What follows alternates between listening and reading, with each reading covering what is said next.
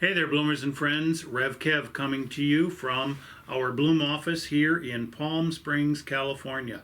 The progress on the remodel is coming along nicely, and the drywall guy is doing the mud. He's on like the second coat and going to have another one coming up tomorrow, I believe. Thinks he's going to start shooting the texture on Friday, so that's a good thing to be progressing along that way. Of course, after that is going to be the tile work for the floor and that sort of thing, so that's going to take additional time. But it is good progress, and they are good workers, and we are happy with the way things are turning out thus far. So that's exciting in the way that it's going.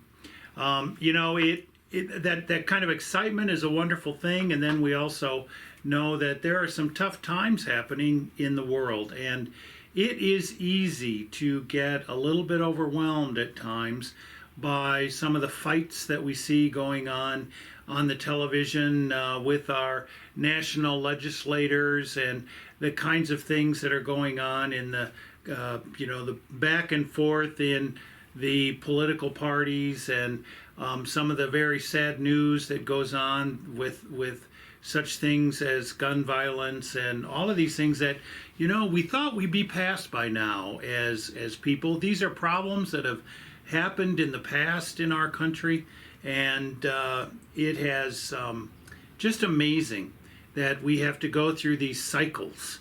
And why is this a repetitive cycle when you think you've learned from the past that shoot 'em ups at the OK Corral don't really solve anything?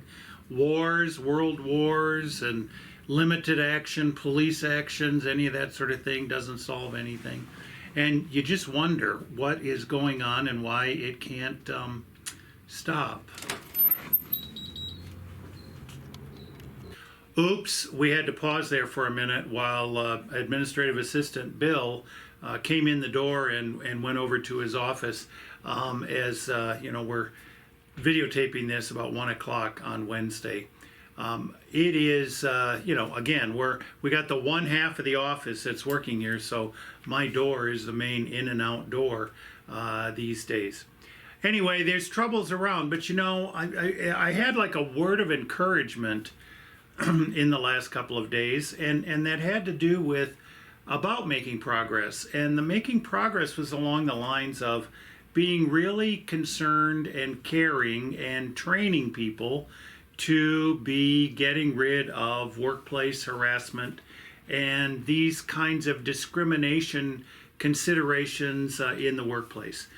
Several months ago, our pastor parish ministry group and all of our staff, our 5 employees, all went through state of California mandatory required harassment and workplace bullying training according to the state of California, and we fulfilled that requirement.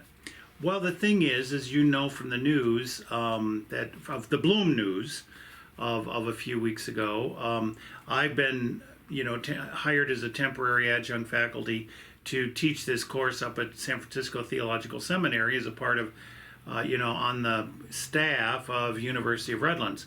Well, the deal about it is they require this training as well. So I'm right now going through another set of 2 hours online of this training for workplace harassment and bullying and that sort of thing. And what I was kind of amazed with, and this one is oriented toward being a part of an educational institution.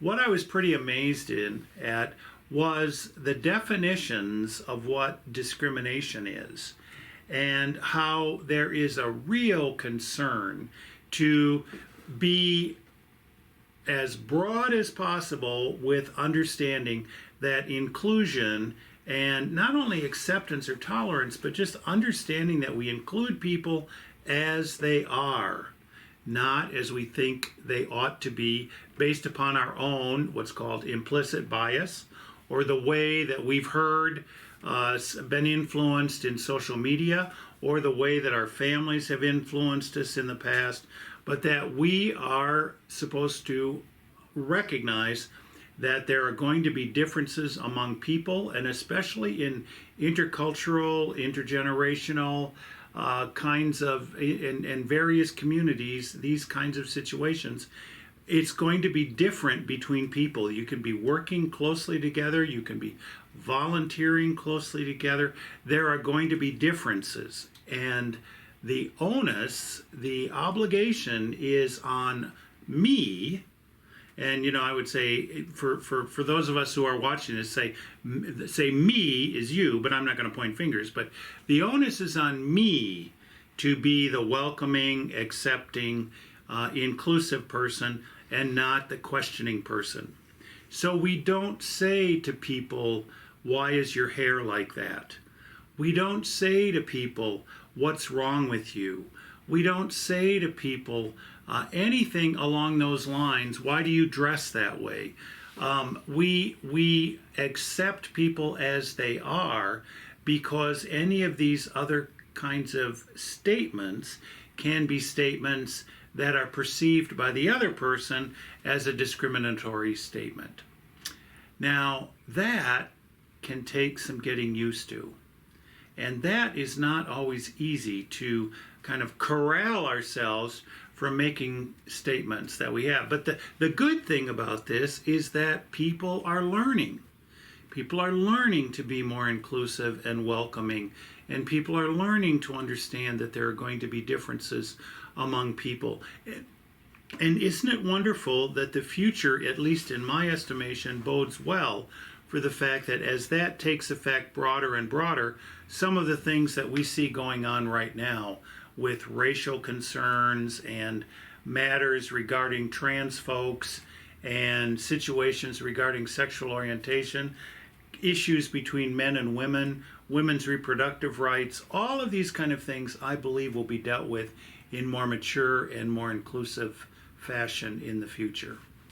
So, what do we learn from this? One, whenever we think we're going to comment on somebody and it's not a compliment of some way, stop and think. And realize that that's probably not something that person is going to want to hear. And in doing that, we are being the loving person. In doing that, we are being loving because we are learning ourselves how to be more welcoming and opening to people who are different or appear different or that sort of thing. So I hope that's coming through okay. Feel free to talk to me about this anytime. Of course, you could talk to me about that on a Thursday morning when we have Pastor on the Porch at 8:30, from 8:30 to 9:30. But of course, I'm always available to talk as best we can throughout the week and that sort of thing about these kind of deals. But let's, I guess, just one more thing, say it's good. Where people are learning, and people are learning how to be better toward one another. Hope to see you in church, either online or in person. And we are doing what we can to be wrangling the pandemic boomerang, and we just keep those masks on Sunday morning and watch personal space and that sort of thing. But we can get together and love one another just as Jesus loved us. See you next time, and please keep us in your prayers.